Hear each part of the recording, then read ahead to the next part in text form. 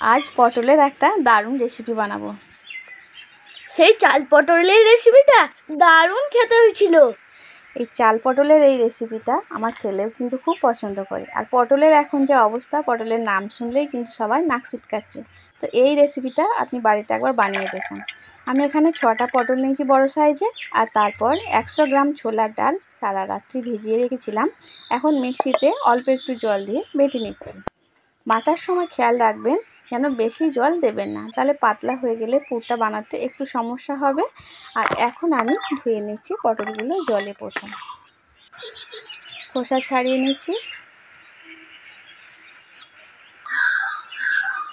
পটলের খোসাগুলো ছাড়িয়ে নিলাম, মাঝে একটু একটু খোসা রেখেছি দেখুন।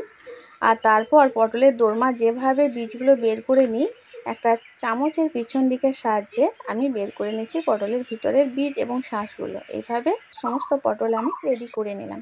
যেহেতু কাটার আগে আমি ধুয়েছিলাম, তাই এখন কিন্তু আর ধোয়ার দরকার নেই। এখন অল্প একটু হলুদ এবং পরিমাণ মতো লবণ দিয়ে পটলের বাইরে এবং ভিতর দিকটা খুব ভালোভাবে মাখিয়ে 10 মিনিট রেখে দিতে হবে।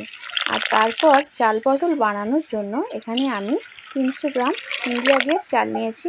তো এই চালটা একবার ভালোভাবে ধুয়ে জল ফেলে দিলাম, তারপর জলে ভিজিয়ে দিলাম। আর কড়াইয়ে দিয়ে দিলাম অল্প একটু সাদা তেল। তারপর আমি পটলগুলো ভেজে নিচ্ছি।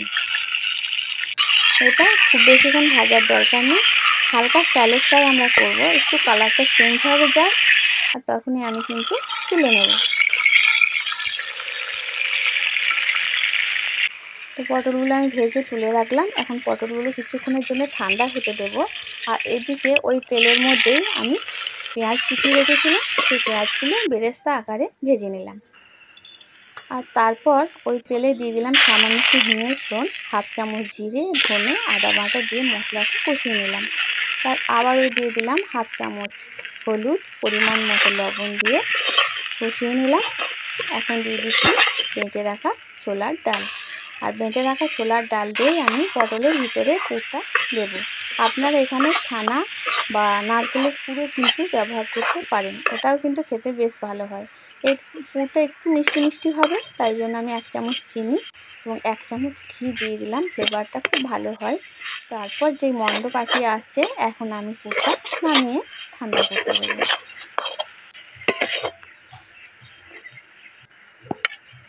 আর ঠান্ডা হয়ে গেলে পুরগুলো আমি পটলের মধ্যে দিয়ে দেবো।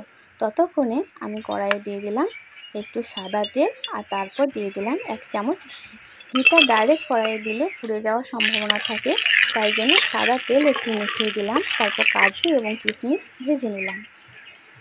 আর এরপর ফোড়নের জন্য দিলাম গোটা গরম মশলা, শুকনো লঙ্কা এবং একটা তেজপাতা, গোটা জিরে এবং আদা কুচি দিয়ে নেড়ে নিলাম। আর তারপর একটু হলুদ দিয়ে দিলাম, আর ভিজিয়ে রাখা চালটাও দিয়ে দিলাম। যেহেতু আমি এখানে রঙটা একটু হালকা করবো, তাই জন্য হলুদের পরিমাণটা একটু কম দিয়েছি, 1 চামচ দিয়েছি। আপনারা যদি একটা পোলাওয়ের মতো কালারটা করতে চান, তাহলে আর 1 চামচ হলুদ দিয়ে দিতে পারেন। আর আমি যে পরিমাণ বাটিতে চাল দিয়েছি, সেই বাটিতেই কিন্তু 1 বাটি জল মেপে দিয়েছি। তারপর দিয়ে দিলাম 1 চামচ লবণ এবং 2টো চেরা কাঁচা লঙ্কা দিয়ে ঢাকা দিয়ে দিলাম। আর এদিকে পুরটা ঠান্ডা হয়ে গেছে, পটলের মধ্যে পুরটা দিয়ে দিলাম। আস্তে আস্তে যেভাবে আমরা পটলের দোরমা রেডি করি, ঠিক সেইভাবেই পটলের পুরগুলো আমি দিয়ে নেব। সমস্ত পটলগুলো পুর দেওয়া হয়ে গেল। আর 10 মিনিটে দেখুন আমার চালটা কত সুন্দর সেদ্ধ হয়েছে এবং জলটা টেনেও গেছে। এখানে জলের পরিমাণটাই কিন্তু আসল, চাল এবং জল সম পরিমাণে দিতে হবে। আর তারপর ভেজে রাখা কাজু কিশমিশ বেরেস্তা দিয়ে আবারও খুব ভালোভাবে মিশিয়ে নিলাম। চালটা একটু পুরনো হলে ডবলের সমানের থেকে একটু বেশি জল লাগে, আর যদি চালটা নতুন হয় তাহলে সমানের থেকে একটু কম জল লাগে। আর তারপর যেহেতু মিষ্টি মিষ্টি ভালো লাগে, তাই জন্য 1 চামচ চিনি দিয়ে দিলাম আর পটলগুলো দিয়ে দিলাম, দিয়ে আবারও খুব ভালোভাবে মিশিয়ে নিলাম। আর এখন দিয়ে দিচ্ছি গরম মশলা এবং 1 চামচ ঘি দিয়ে আবারও মিশিয়ে আমি উপর থেকে ছড়িয়ে দেবো চেরি। চেরিটা দিলে দেখতেও সুন্দর লাগে এবং ফ্লেভারটাও কিন্তু বেশ ভালো লাগে। এরপর আমি ঢাকা দিয়ে দিলাম। ঢাকা দিয়ে দিলে কী হবে, নেড়ে মিশিয়ে নিয়ে ঢাকা দিয়ে দিলাম, তাহলে এর ফ্লেভারটাও ঘি এবং পটলের ফ্লেভারটা চালের সঙ্গে মিশে যাবে। দেখুন আমি 5 মিনিট পর খুলে নিলাম ঢাকাটা, আর কত সুন্দর হয়েছে। তো এখন আমার চাল পটল কিন্তু রেডি, আর তাই আমি নামিয়ে নিচ্ছি।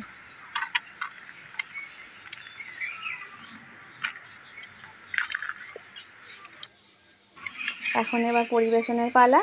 তো বাবু এটা খেতে খুবই ভালোবাসে, কিন্তু এখন ও নেই তাই আমিই খাচ্ছি। আর বাড়িতে ও যখন ফিরবে তখন ও তো অবশ্যই খাবে। এটা দেখতে যতটা সুন্দর লাগছে খেতেও কিন্তু ঠিক ততটাই সুন্দর। আর এটা একবার আপনারা বাড়িতে বানিয়ে দেখুন, দারুণ লাগবে খেতে।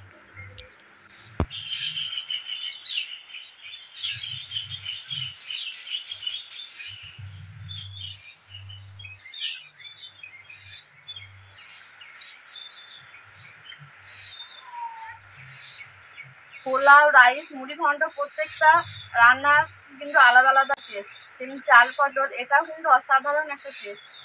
আপনারা অবশ্যই একবার বাড়িতে চেষ্টা করতে পারেন। আর খুব কম উপকরণেই কিন্তু এটা হয়ে যায় তৈরি।